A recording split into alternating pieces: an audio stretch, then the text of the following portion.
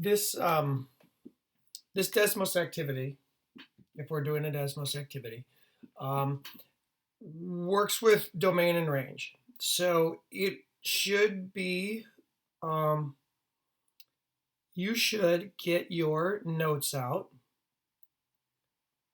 and write some of these things down. So when you do the rest of this activity, that you remember what the notation is, what the domain and range is, um, what the variables are, and so that you can do a good job with this assignment. So, um, domain. Domain refers to the x values that are true for a function.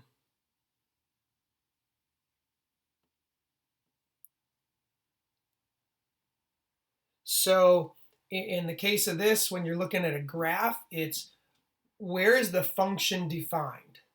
So it's the x values where a function is defined or exists. So the domain really refers to the x values, as opposed to the range. The range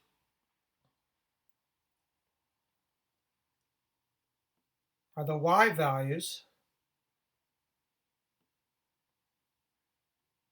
that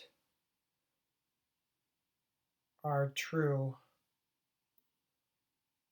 for a function. So it's the y values where a function is defined or exists. Remember that when we look at in standard notation, the x values are the independent variable and the y values are the dependent variable. So when we do most of the notation that we always do in math, is we do x comma y. So x is the horizontal, or it's called the independent variable. So it's the one that goes along the horizontal axis. The y value is the vertical. It's dependent on x.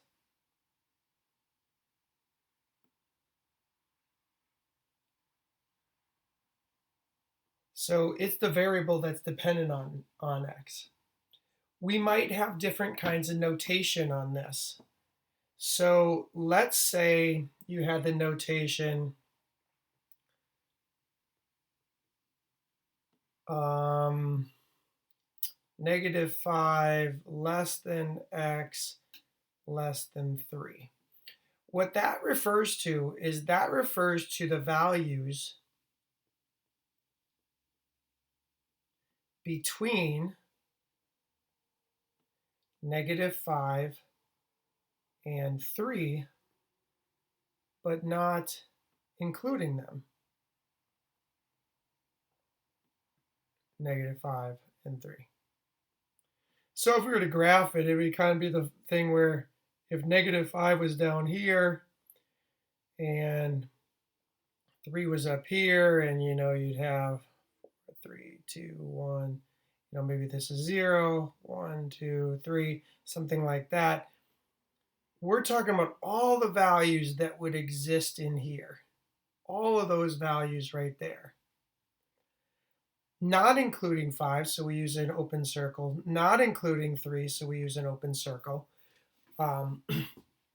We would use a closed circle if we had something like this. If we had -5, let me put in a different color just to make sure you're not confused. Let's say I put in here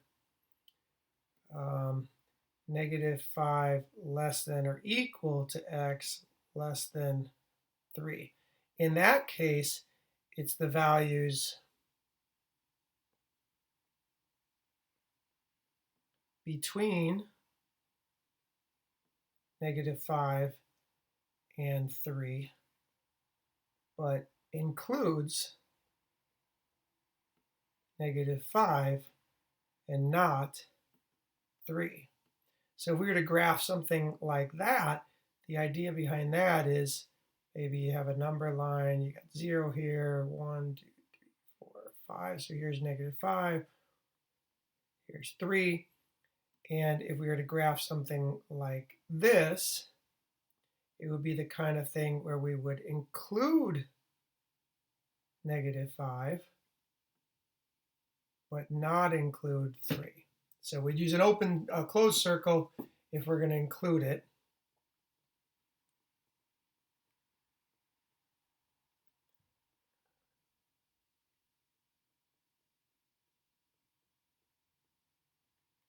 So use a closed circle when we're not including it. Along those lines, there is a notation that this is what might be referred to as set notation. You could use interval notation.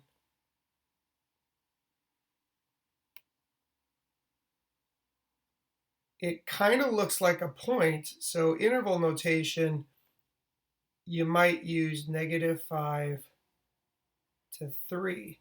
So that's the interval notation that goes along with that set notation.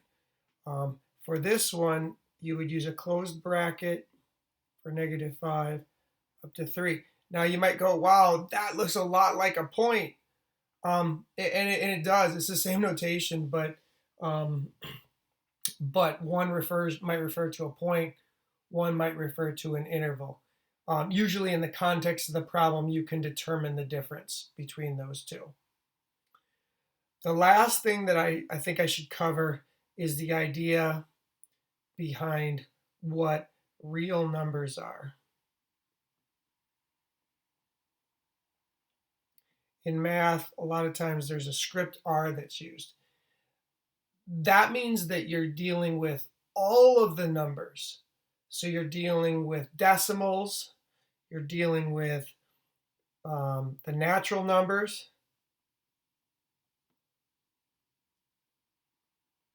which are like 0, 1, 2, 3, and so on, or -1, -2, -3, and so on.